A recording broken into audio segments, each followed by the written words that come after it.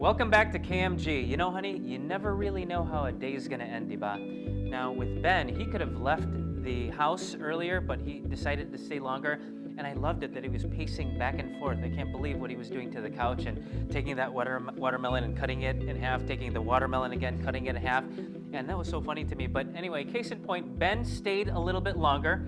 And guess what? When he opened the door, he found the potential buyers that were coming into the house with a pre-approval. Well, actually, it was my fault because I kept Crystal in the office longer than she needed to because I wanted to make sure that meron siya talagang pre-approval.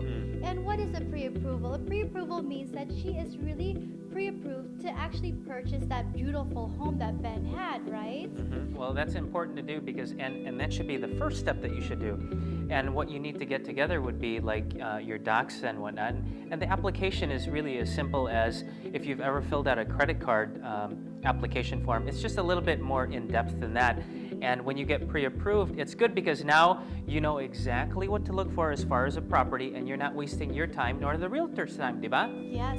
Now the timeline of getting a pre-approval is, first thing you have to do is gather your documents, which is your income documents like pay stubs and your W-2s. Go ahead and gather your bank statements, your tax returns, your utilities, all of those expenses, credit card debts, all of that. Gather mo muna yan. Second step is to speak to a licensed loan officer or to the bank, okay? So that you know what kind of interest rates to get and you can get familiar and relaxed about who you're going to be applying a loan from.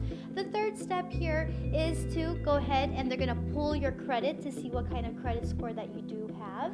Fourth step is once you get that all together, the loan officer should be able to give you your payment terms.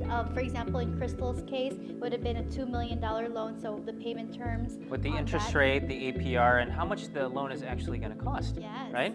And then lastly, you're going to be able to bring that pre-approval letter to your realtor to show that, hey, I've done my homework first, I'm pre-qualified, and I can get a loan. And I can buy this house. Now, Kapuso, don't fret if you've ever applied for a loan and you were not approved for a loan, because you know what?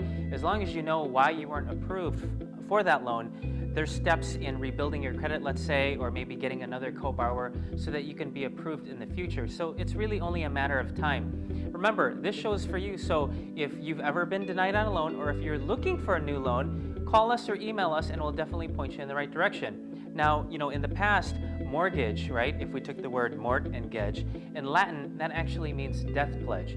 But it doesn't have to be like this because the government is helping out now with a lot of programs like FHA programs for new home buyers and FHA programs for homeowners that are underwater that still want to stay in their property.